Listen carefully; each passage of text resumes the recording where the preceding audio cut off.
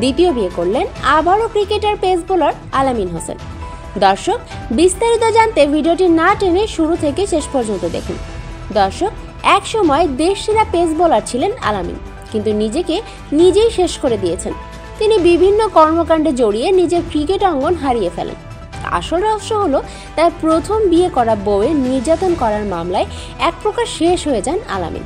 এরপর তার প্রথম বউয়ের সঙ্গে সম্পর্ক ছিন্ন করে আবারও ক্রিকেটে ফিরলেও তেমনভাবে নিজেকে মেলে ধরতে পারেননি, যার ফলে জাতীয় দলের সুযোগ তো দূরের কথা, ঘরোয়া লিগেও সুযোগ পাওয়া কঠিন হয়ে পড়ে।